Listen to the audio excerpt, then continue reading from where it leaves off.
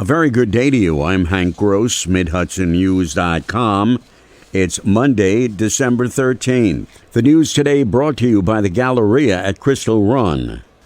In the wake of the insurrection on the U.S. Capitol, the city of Newburgh wants to declare its everlasting commitment to America's democracy by declaring every January 6th as Civics Day.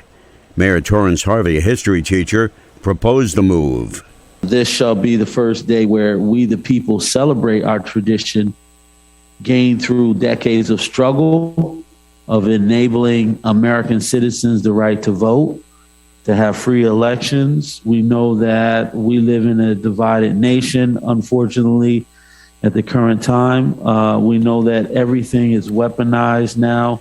January 6th was the day when thousands of rioters stormed the Capitol building while Congress was preparing to officially certify the results of the presidential election, declaring Joe Biden the country's new leader. The proposal to redevelop the fire-damaged O&W station in Middletown will be moving forward now that funding components are either committed or anticipated. Mayor Joseph DeStefano says the total cost will be $11.6 million, with the vast majority coming from state and federal sources, with the city contributing $1 million. The city is also working on a project labor agreement to rebuild the facility. We have retained a firm to do the feasibility study of having a project labor agreement, and it looks very favorable now that the city will save significant money by going that route. A PLA would also mean local labor will be used on the rebuild. More news right after this.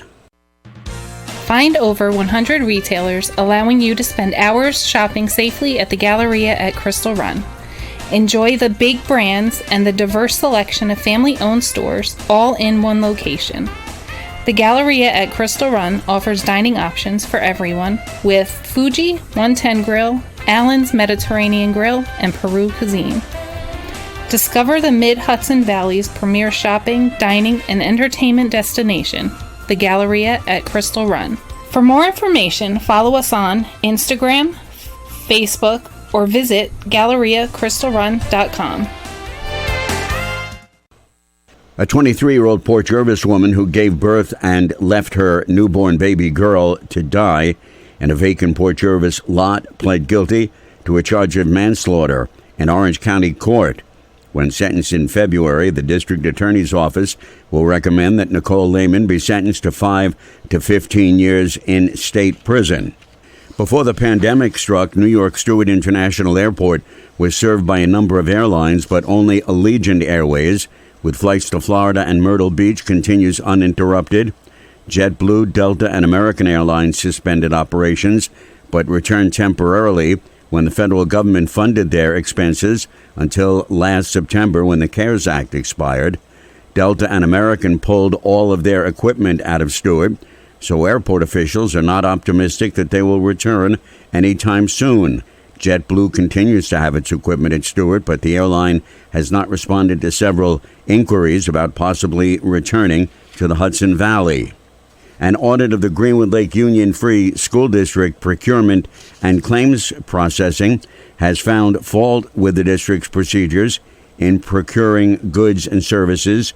The state controller's office found that district officials did not always procure goods and services in a cost-effective manner or ensure claims were audited for accuracy and completeness. I'm Hank Gross, MidHudsonNews.com. The news today brought to you by the Galleria at Crystal Run.